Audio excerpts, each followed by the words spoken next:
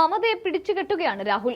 അതുവഴി തർക്കങ്ങൾ എപ്പോഴും കൊഴുപ്പിക്കുന്ന ചൗധരിക്കുള്ള ഉഗ്രൻ മറുപടി കൂടിയാണ് രാഹുൽ നൽകുന്നത്. അതിനുള്ള രാഹുലിന്റെ വഴി എപ്പോഴും നമ്മെ അത്ഭുതപ്പെടുത്തുന്നതുമാണ്.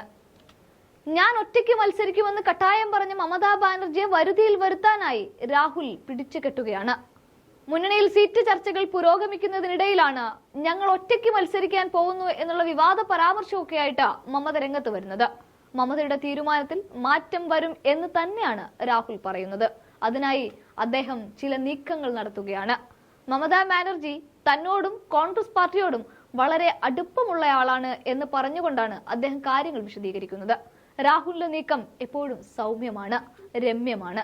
അതുകൊണ്ടാണ് പല പ്രശ്നങ്ങളും ആളിക്കത്താൻ സാധ്യതയുള്ള പല പ്രശ്നങ്ങളും മഞ്ഞുപോലെ ഉരുകിപ്പോകുന്നതും.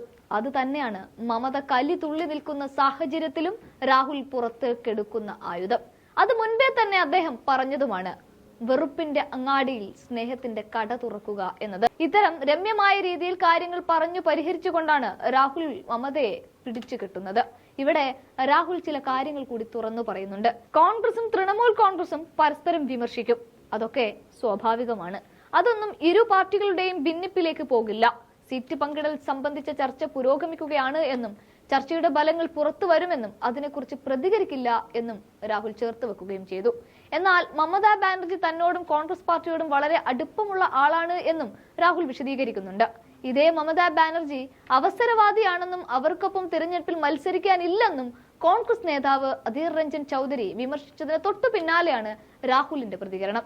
ഒറ്റയ്ക്ക് തിരഞ്ഞെടുപ്പിനെ നേരിടാൻ കോൺഗ്രസിന് അറിയാമെന്നും മമതയുടെ സഹായം ആവശ്യമില്ല എന്നുമാണ് അധീർ രഞ്ജൻ ചൗധരി പറഞ്ഞിരുന്നത്. അതുകൊണ്ടുകൂടിയാണ് സഖ്യത്തിനില്ല, ഒറ്റയ്ക്ക് മത്സരിക്കുമെന്ന സൂചന കഴിഞ്ഞ ദിവസവും മമത നൽകിയത്. BJP ഒറ്റയ്ക്ക് നേരിടാൻ തൃണമൂലിന് കഴിയുമെന്ന് പ്രഖ്യാപിച്ച മമത CPM ഇന്ത്യ മുന്നണിയുടെ അജണ്ടകളെ ഹൈജാക്ക് ചെയ്യുന്നു എന്നും വിമർശിച്ചിരുന്നു.